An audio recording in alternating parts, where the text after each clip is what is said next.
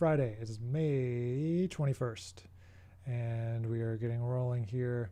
I've got Facebook rolling, got YouTube rolling, Twitch is rolling. We are getting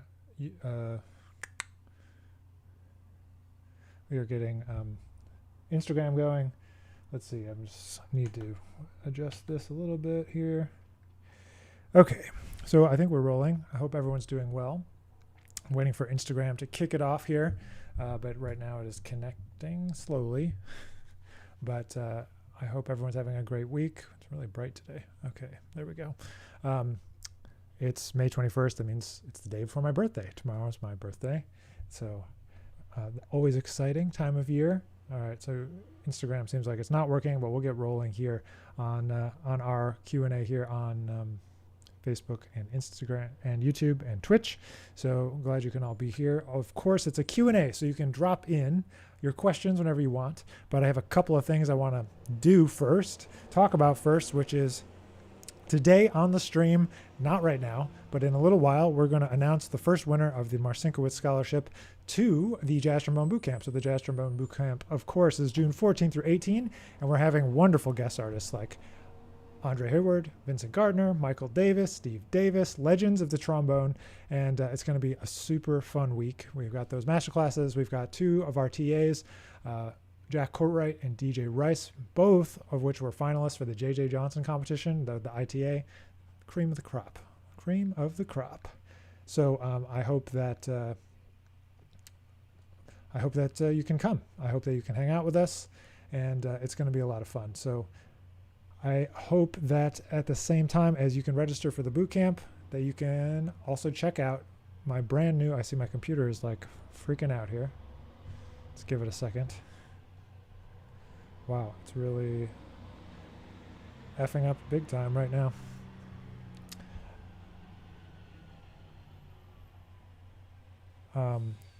Today, 21st, Friday, we have, of course, the launch of a new EP. So my new EP, Cast of Characters Live in Denton, or live at UNT, is out today, so which is very exciting. What's up, Raphael? Thanks for being here. It says good vibes. Appreciate that. Okay, seems like we may have solved the problems with the connection, so we're glad to be back there. Okay, wonderful. And so what I wanted to start off with today was going ahead to share a little bit of that EP and a little bit of things to come. So you get a little bit of a sneak preview of what's to come on the following weeks. We got a whole video project that goes with it, which is super exciting. So I'm excited to get that out into the world. We're going to launch those videos starting next week, and that's going to be great. All right, Instagram is finally up and running. Hello, Instagram. Hope you're having a wonderful week, but we're going to get started with that. So what I want to share at the beginning of our session today is actually a little bit of that video. So what I'm going to do is move over here. So if you're watching on Instagram, you won't be able to see this. You will be able to hear it, though. Hopefully, you'll be able to hear the audio of this. So I'm going to start this track. So this track is The Evolution of Perspective, the new version from Cast of Characters. I'm going to put my headphones on. The audio isn't connected.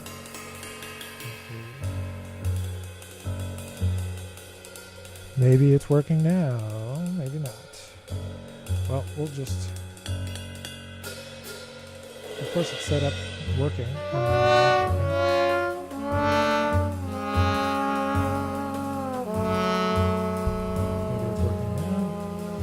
Somebody let me know. Is it on? Is it off? Okay, thank you. So we're listening a little bit here to the Cast of Characters Live in Denton, featuring Lucas Pino, Quincy Davis, Dave Meter, Eric Hitz. And this is out today. You can check it out on Spotify. We've got some videos to come next week and the week after. I'm excited about that.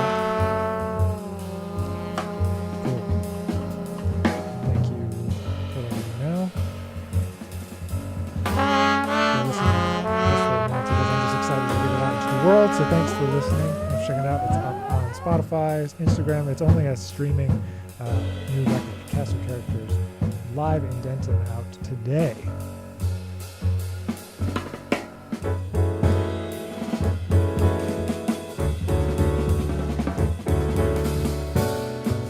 If you're just joining, hello Vic.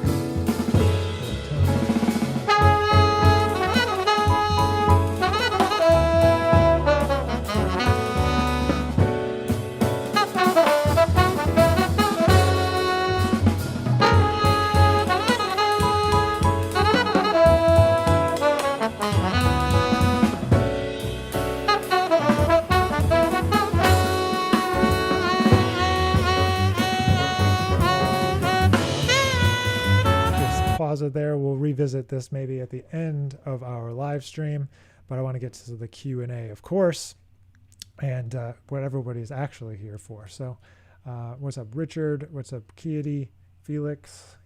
Feel free to drop in your questions, and we'll get talking about jazz, about trombone, about the new music, whatever you guys want to talk about. And of course, we're going to announce today on the live stream the first winner of our Marcinkowitz Scholarship to the Jazz Trombone Bootcamp, which is happening June 14 through 19. So I'm very excited for that, and very excited to get that rolling and get that to everyone. So I'm going to go ahead and wait for a few questions to populate here. You can drop them into the comment box on Instagram, or put them in a comment on YouTube or on Facebook, and we will get those rolling. So again, that's June 14th to 18, and that record, the new record, Cast of Characters Live in Denton, I'll just give you a little background while we're getting the questions from this week rolling here.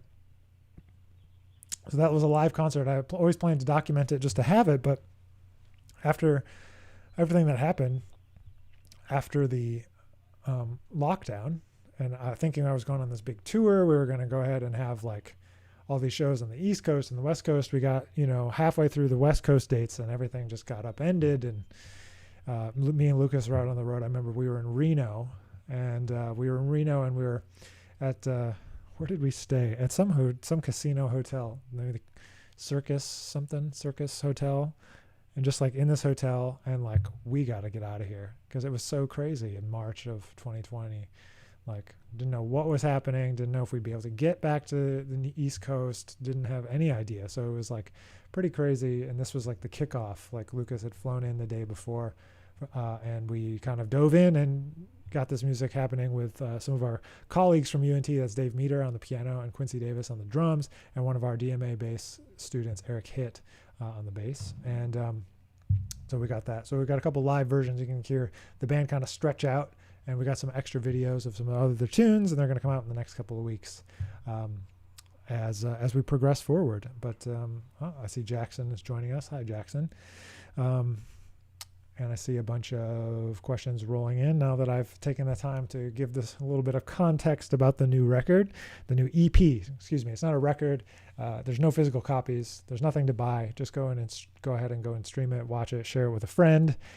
And let me know which version you like better. So there's 3 tunes that are on this live EP that are also on Cast of Characters, the actual record that came out last year. So I'd love to know, there's Evolution of Perspective, which we just heard a clip of. Then there's Patience, and there's also The Sorcerer. A Sorcerer is a Myth. That's the full title. So I'd love to know which version you like better. So let me know in the comments or in another comment on another video at some other point. I'd love to hear what you guys think. So I have some questions. Brian asked me, what's my least favorite instrument? What is my least favorite instrument? I think my least favorite instrument might be like, you know how when in 4th grade or whatever, when you start playing music in band class, when you're in grade school, like the percussionists get like a package where they get like a drum pad and a really, really crappy set of bells. So I think my least favorite sound is the sound of like 4th graders playing the bells, like sort of in unison, but not. maybe that's my least favorite instrument. But that's like a very specific context. But we love all instruments, don't we? I think so. I see a question on Instagram, and then I see your question also, Dr. B. S.J. Wimple asks, "Hi, Nick. I've been listening to a lot of Curtis Fuller. What are some essentials of his to transcribe other than Blue Train?" That is a great question. I literally came up with a list yesterday, and I will pull out my notebook here that has a list of Curtis solos that I put together. So there's one that I like that's maybe not essential, but it's called The Stroller. There's a YouTube video of that one. Hugor is a great one. One by One is a great solo. It's All Right With Me from the Jazz Tet is a great solo. Bang Bang is another great solo if you want to learn how to play fast. I like his solo on The Court. I like his solo on Ugetsu. I like his solo on Soon from The Opener, that record. And Hammerhead from Free For All, the Art Blakey Free For All. A lot of people like to transcribe his solo from Children of the Night. I like his solo on If I Were a Bell.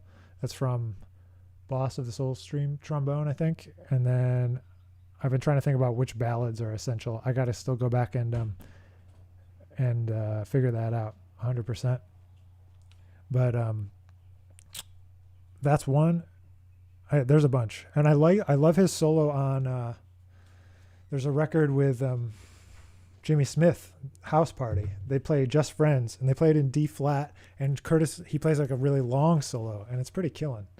So there you go. I'm working on that because if you don't know, I also run like a virtual studio, and in the studio it's like a subscription, and we do a new lesson every week. And right now we're working through a bunch of stuff around drones, but the next kind of deep dive is going to end up being a kind of like a transcription course around Curtis. So if you want to get in on that, we're doing that. And so that's coming later this summer, at some point this summer. But anyway, I got to get back to ballads and find a couple of good Curtis ballads to dive into. What's up, Paulo, Daniel? Thanks for joining. Dr. B, if you know a song in one key, do you know a song in all keys? If so, what was your process to learn how? I mean, technically, yes. It depends how hard the song is, really. You know, if you want to really be specific, I suppose. There is some ways of thinking about it in terms of just like function. So what I mean is thinking about the harmony in terms of function and key areas, rather than thinking of it in terms of like, here's like A flat, F7, B flat 7, B flat, E flat, A flat, and just remembering it like a phone number, like a string of letters or something. I like to think about it in key centers and chord symbols. So instead of A flat, F, B flat 7, I'd say 1, 6 dominant, 2 dominant, 2, 5, 1, 2, 5 to 4, down a fourth, 1, 6, 2 dominant. And then if you think about it like that, like in Roman numerals, then you can transpose it to any key pretty instantaneously if you practice doing that sort of thing. So it's definitely a skill, and it's definitely one that gets easier over time. It's really hard when you start. So don't be sad if it's hard. You know, you got to just go for it. So what's up, Daniel Henson? Congrats on finishing your degree. Let's see.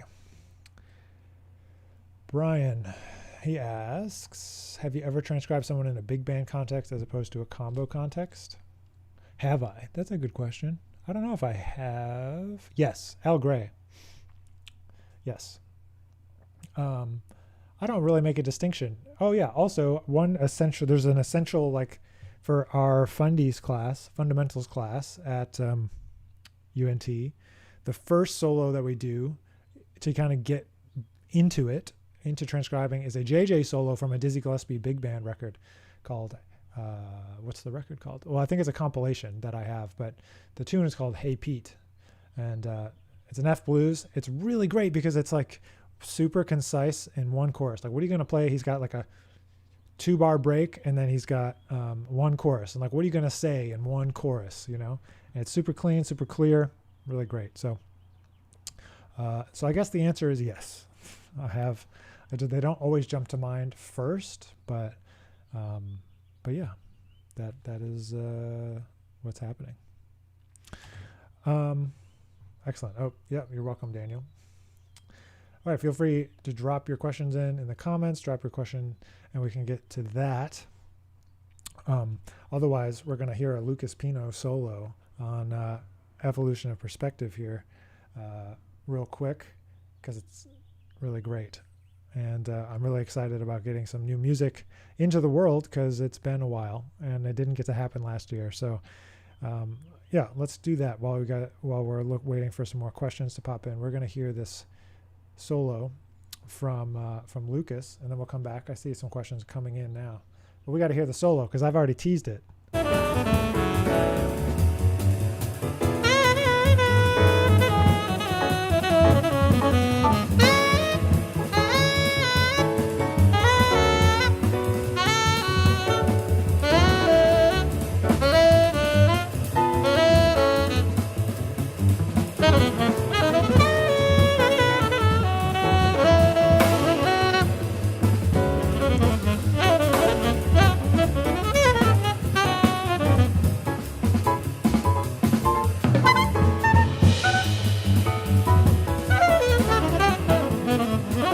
Some of my students don't believe me when I tell them like this is a blues. Like I have a pretty loose definition of blues, you know, like it's anything that's 12 or 24 bars and it goes 1 and then it's subdominant and then it's dominant and then it goes back to 1.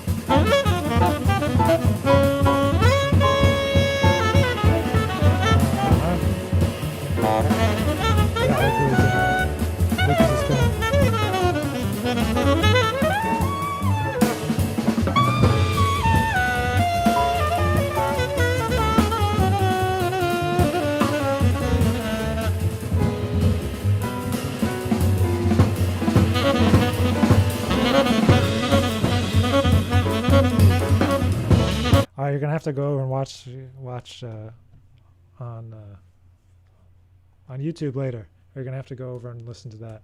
The new cast of characters on Spotify now. So go and check that out if you want. That was a little clip of Lucas's solo. So at any rate, maybe we'll listen to some more in a little while. But I was just excited, wanted to share that. So that's where it is. Cast of characters live in Denton. You can find that. Let's go back here. I saw some questions coming in. Jackson says, when you're learning a songbook ballad, do you prefer initially to learn the vocal recordings or instrumental ones? How does your approach differ between songbook and, say, Strayhorn ballads? I actually like kind of do a mixture. I don't necessarily only use one or the other. And I try to find like what are the common ground between, you know, like how do I know where to phrase or what the melody really is? So try to find an original. Try to find like, I find the vocal versions usually, like if they want to learn the verse or something, they generally might have the verse where instrumental versions maybe don't.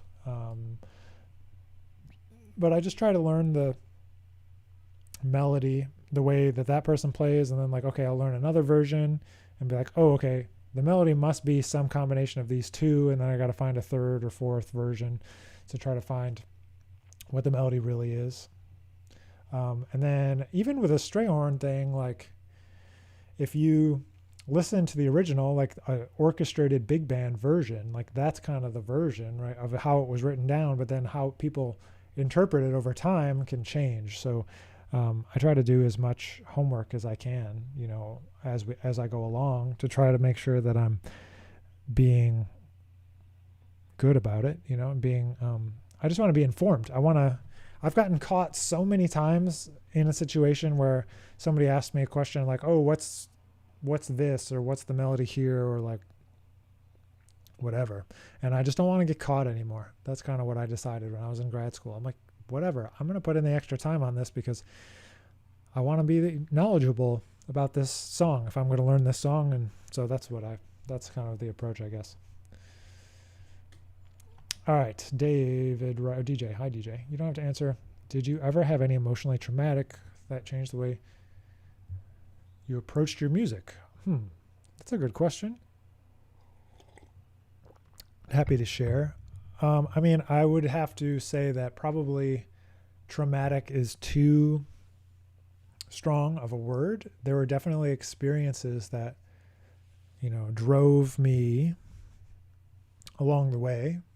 A couple of those were, one of them was,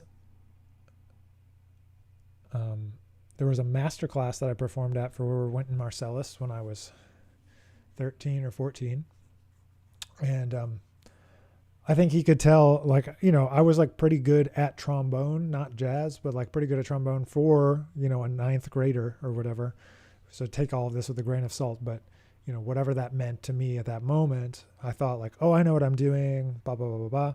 And clearly I didn't. So he had some choice words for me in that masterclass, and it was, I don't know if it was traumatic necessarily, but it was a moment, a turning point for sure of me to be oh, if I want to do this, I actually need to do this seriously, and I need to actually investigate a little deeper some of this stuff. So that was a turning point.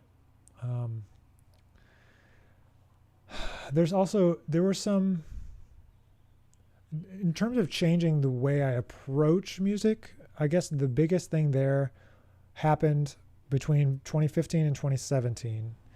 And the impetus there of changing my approach was basically saying that I don't give a shit about what people think anymore, essentially. And that I need to sound good no matter what, and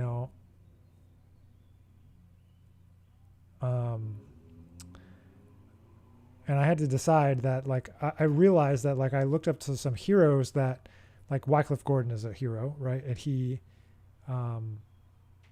sounds good and the same no matter what, and the same in a good way. I mean, not he plays the same thing. I mean, he always sounds great regardless of the situation, whether it's with an elementary school band or it's with an orchestra or his own band. He always sounds great. And I realized that I just needed to decide that I'm going to sound good all the time.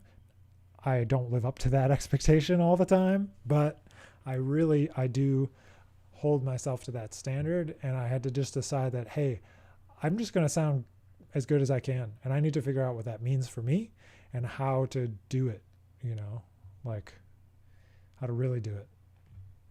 So I don't know. Thanks, Alton. I don't know. So that was that, but that was through observation, number one. And number two was because I was touring my records really hard. And the only way that I could tour my records was to get local bands, right? And so to get local bands meant sacrificing some of the musical integrity of my original project of the guys I play with all the time, right? So not to say there's not great musicians everywhere, because there are, and there's lots of great musicians, but it's not a cohesive unit in the way that your band is. That's all I mean. And there was a time, especially when I was an undergrad, that I would blame me sounding bad on a bad musical situation. And I did that a lot. Oh, that band was sad. Of course I'm going to sound sad because there's nothing to feed off of. There's no energy, blah, blah, blah, blah, blah, blah, blah. And that was just making excuses, me just making excuses. So anyway, that definitely turned things around. Daniel asked him, am I planning to play on any gigs in DFW soon? I'm playing at some big band gig next Friday. I don't know what it is, but I am playing one gig next Friday. I generally don't play gigs around DFW because there's not the type of gigs that I want to play mostly, which relates to this question that came in here from John. He asked, are there any gigs you turn down because it isn't musically satisfying, although the pay is great? Excuse me. Nose is itchy. I guess that just depends. If it was paid really great, then I would probably do it. But there's gigs that I turn down because they don't pay enough, even though it might be a good musical situation. And it's evolved over time. I never said no. I never said no until 2018. I literally almost never said no. And I just said yes, yes, yes, yes, yes, yes, yes, yes, yes. And then, in 18, 19, I realized how overburdened I had become by saying yes all the time. And I had to cut back. I had to figure out a way to figure myself out and say no, because I couldn't keep going the way I was going. And then coronavirus, blah, blah, blah, blah, blah, blah, blah. All of that stuff happened, and it kind of said no for me for a while. So now, as we kind of re-enter the real world, I'm having to kind of contend with that, because now offers are coming in and I'm like, do I want to do that? And should I say yes to that because of what you said, the money or the music or the people? I think, it's commonly known, people talk about that kind of triangle or stool, three legs of a stool. It's either you got to have two of the three, right? The money, the music, and the people, right? And so you'll probably do it for you won't do it for one of those things, because if you do, you'll be miserable. You just got to have at least two. And then sometimes you get all three. Very rarely, but sometimes. And sometimes it's not about the music at all. There's plenty of times where I've been somewhere and flown back at my own expense to get back in time to play a gig at Smalls with a friend, like Lucas, for example, because I want to play the music. It's not always about the money, So if you're just joining us, hello, Tim, Rafa, Trevor, hope you're doing well. All right, so there's some good questions here. Daniel asks about the signal chain for these live streams. So I have a Canon DSLR. I have a ATEM Mini, what do you call this? Switcher. And then I have a Zoom L8 board. And then I use, it's called Ecamm Live is the name of the software. And over a year of trial and error, I have figured out how to get it in sync. So, and I bought a different lens over the course of the last year, and I realized kind of and I set up my desk so that I can't get out of the focus range, and I marked with on the lens where it needs to be, so that when I'm standing here, I'm in focus. Because if I step back, now I'm out of focus. But right here, I know now that I'm in focus. So trial and error is the name of the game there. Thank you, Trevor. I can't monitor as well the audio on Instagram, so thank you for that little feedback. What's happening, Chris? Okay, so Brian asks, you have a saying about throwing out all books. What books do you use? So I said I throw away all my real books. So I threw away all of my real books so that I learned tunes from recordings. So that doesn't have anything to do with music books, right? Real books, fake books, whatever. There's plenty of resources audio-wise that you can learn tunes from. So that's what I do. Learn from recordings.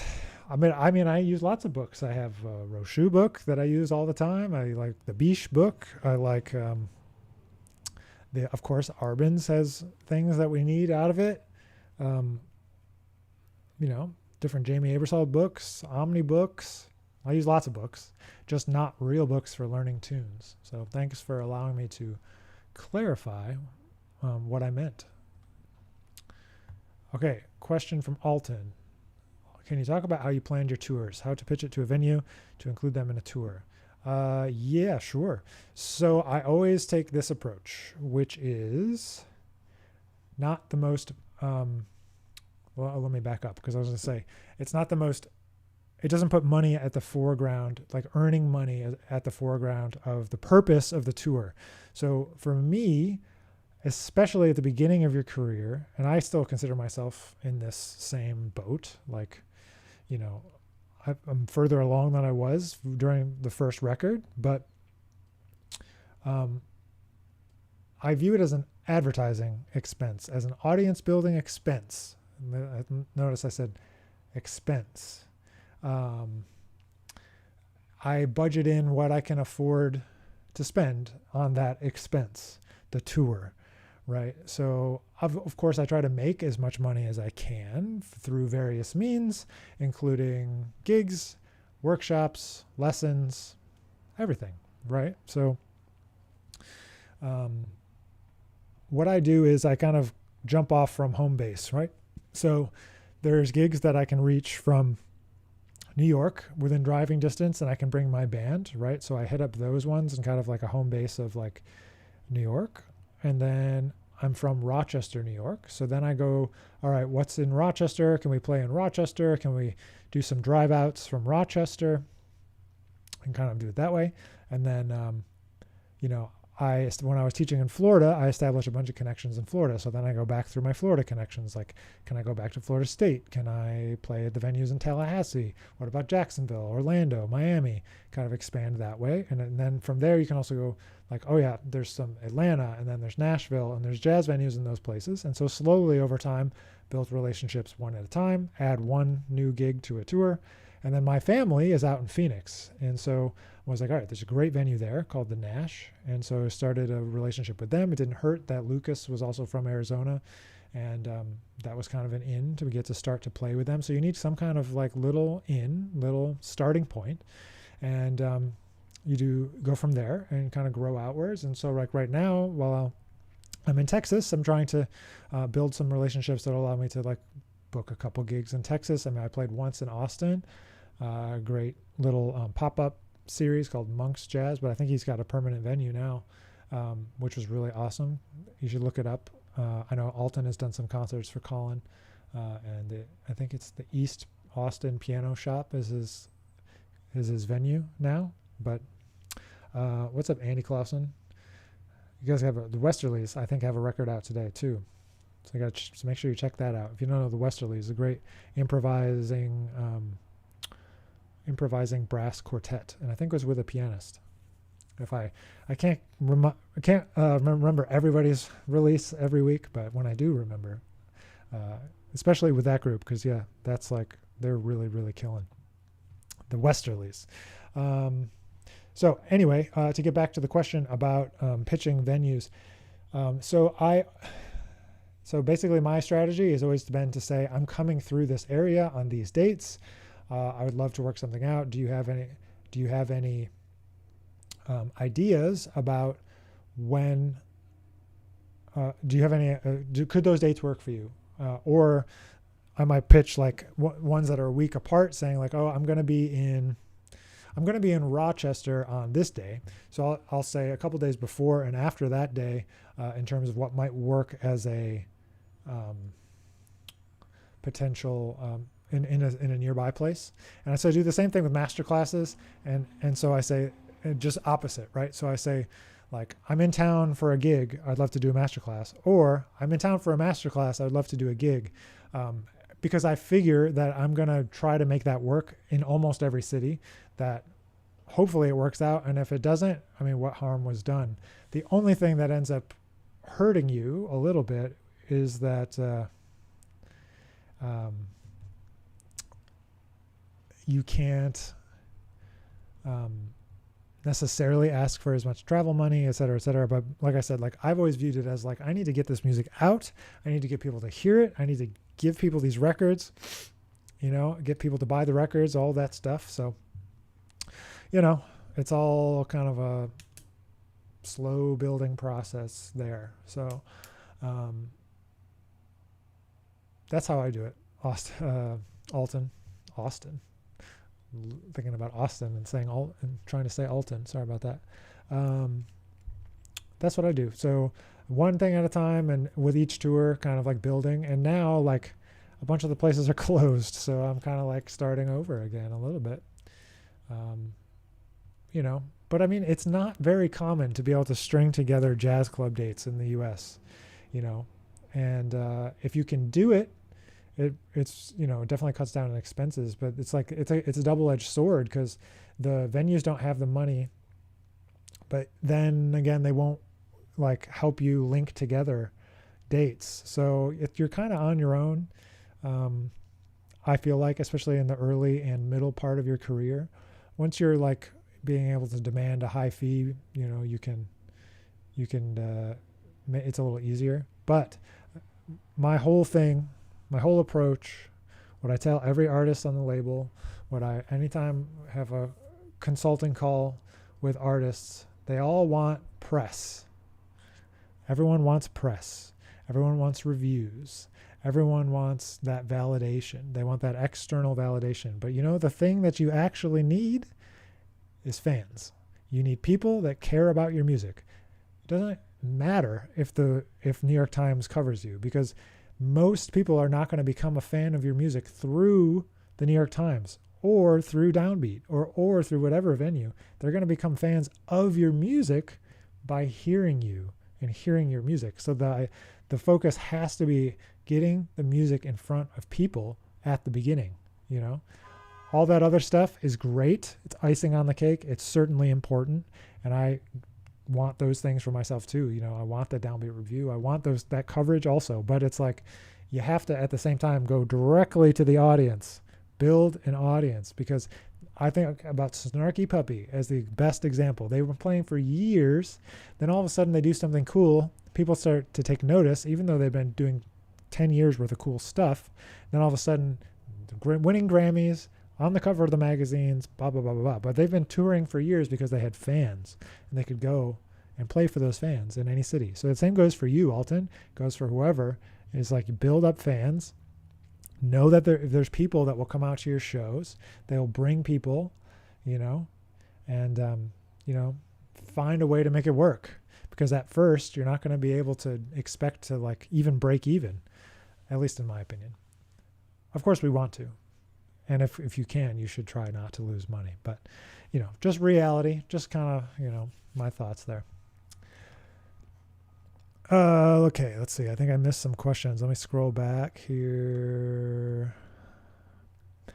Will we ever see a Marcinkiewicz, Nick Finzer artist model? I don't know. You have to tell Marcinkiewicz that you want it to be the artist model. I think the one that I'm selling, the 6ES, if you want a Marcinkiewicz mouthpiece, that's the one I play. Maybe they'll rename it someday. 6E-S is the one. If you want to check it out, you can get it at nickfinzer.store. Let's see, from John. Do you have any gigs lined up for New York City this summer? Maybe. There's a couple of pending things. I'm not sure, what's happening in terms of reopening and booking concerts. For me, because like I haven't been back to the city. I've been going back every couple of weeks, and then once March 2020 hit, I've been in Texas teaching, and just kind of waiting for everything to die down. So I'm going to be on the East Coast for a bunch of the summer, but I'm not exactly sure yet what that might look like in the city. I definitely want to play, but in terms of will something line up, I'm not quite sure yet. So excellent. All right. Well, if you have more questions, do feel free to drop them in, but I want to take a few minutes here to diverge from our Q&A for just a moment.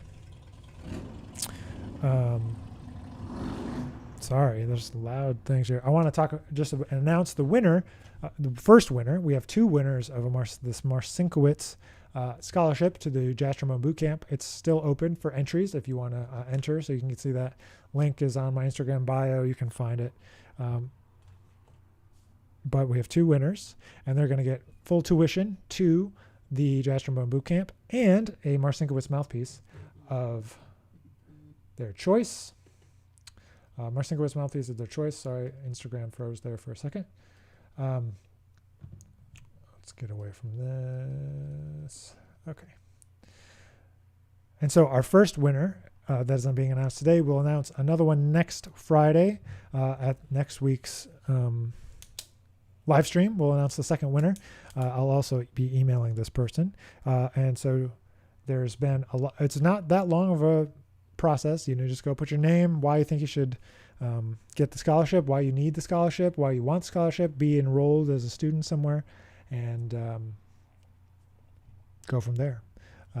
Or be kind of close to being a student. As long as you're not way out of school, we'll consider that as a great application. So, just let us know why. Why do you need this scholarship? So our first winner is Sia Charles. She is from Cape Town, South Africa. And so she is the winner of the first ever Jazz Trombone Bootcamp Scholarship. And that's sponsored by Marcinkiewicz. And so they will be handling that. They will be handling getting her a mouthpiece. We'll work on that together, Sia. And then also full tuition to the bootcamp. So I'm excited to be able to have someone from South Africa joining us now for the boot camp and making it even more diverse of an event in terms of location and experience, and being able to share. Because, I think it's really important just to be able to have that different non-US centric focus. We have some other international people as well from UK and Europe that have signed up. So that's going to be a lot of fun. And it's, again, June 14 through 18, 11 a.m. Eastern time, New York City time, 11 a.m. to about 4 p.m. each day. And includes those master classes, includes sessions with me and our TAs, some listening sessions, special topics, diving into language and all different stuff. So if you want to learn more, you can go and learn more. But that's it. So Sia Charles, can't wait to see you at the boot camp. So thanks for entering. And next Friday, we will have number 2. So next Friday, we'll have the second winner, and we will announce that live on the stream, and then I'll get in touch with them. So feel free to spread the word. We can't wait to have a great event. I say a couple more questions. So I got a couple more minutes here today to answer a few more questions. Let's see. You said last week something about 3 takes max from recording. Do you have the same philosophy for recording big bands? If you're recording live together, I would never do more than 3 full takes, regardless of the ensemble size. But that's also because I value energy and vibe over perfection. If you are a person that likes perfect recordings and that kind of like nitty gritty, like needs to be perfect vibe, then you might need to do more. But for me, I want the vibe to be right, and that's the most important thing. Whether it's a big band, a quintet, a trio, whatever it is. And so what I would do is like probably 2 recordings and then maybe a punch, like, oh, we need the intro again, or oh, we need the ending again, or oh, we need the solo section again, and be able to edit those things together rather than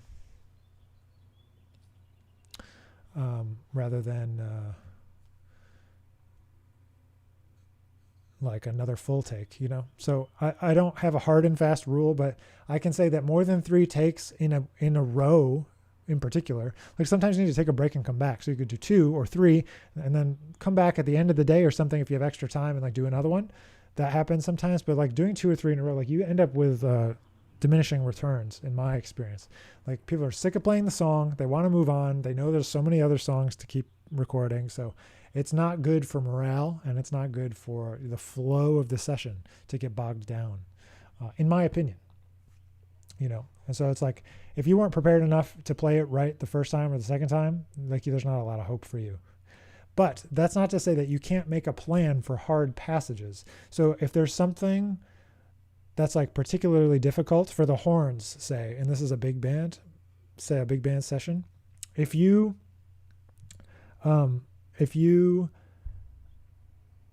plan it out and say, okay, horns lay out for this part, and then we're going to overdub it because it's hard and we don't want to screw it up. That is just a smart thing to do. So sometimes I'll say like, or lead trumpet, leave your part out because it's really high and we don't want to have to go back and do like 75,000 takes for you to get your one note, right? So we just let everybody take a break and have that one person overdub. So if there's no mistake, it's easy to overdub. But if there's a mistake, then everyone has to play if they're not all isolated. Maybe that was too much information, too detailed, but that's just how it is. All right, Richard asks, is the date to apply for the scholarship past due? No, it's not past due. I'll accept entries all the way up until next Friday when we announce the second winner. So as long as you're sending it, those applications in, I will see them, and I will consider all of the applications other than Sia, because she already got number 1. So it can be US based, international, any level. You know, it should be someone that we're not going to cover trombone basics at this camp. So if it's somebody who's maybe just picking up the trombone for the first time, it might not be such a great fit, you know, but if you're a trombonist that wants to learn more about jazz, it's going to be perfect for you. A lot of the students are high school and college students or recent master's graduates, things of that nature, you know, and also adult learners too. We've had many people that had careers and then picked the trombone back up, and it's their passion and they want to learn more. So we're excited about having them as well. And it's been super awesome. Last year we had some really great people in that camp. People in that fit that description at the camp, and I think they had a good time. So I'm sure we're gonna repeat and have a great camp again this time. And you know, like we put together a packet, like a PDF packet that goes out to everyone that's got exercises from the week and pretty much everything that we're going to cover. We put into a packet so that you have something to take with you, some stuff to practice. We record all the sessions so that you can go back and like watch it again, hear it again, especially the master classes with our great guest artists. If you missed it, we've got Vincent Gardner, we've got Steve Davis, we have Michael Davis, and we have Andre Hayward. Some really great artists and educators. So that's what that is going to be. So I'm going to close out today's session by going back and watching maybe just the ending here of not the whole thing, but a couple more minutes of the Cast of Characters live in Denton EP that's out today. Again, it's a streaming only record. You can get it. You can't get it anywhere, but you can stream it everywhere. It's only for streaming, and a bunch of videos coming soon. And of course, we have this from Lucas Pino. We're in the middle of this solo, so we're going to pick it up from here and hear a little bit of this as we get any last minute questions.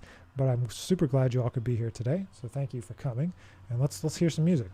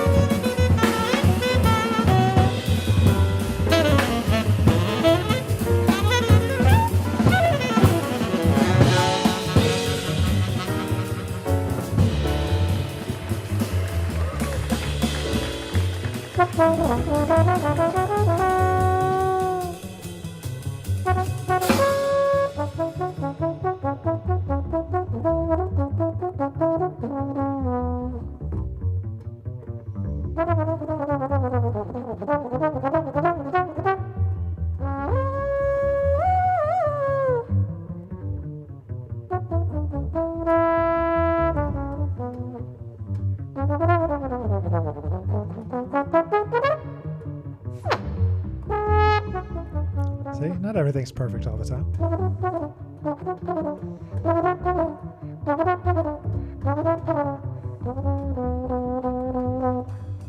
It's the beauty of a live recording, right?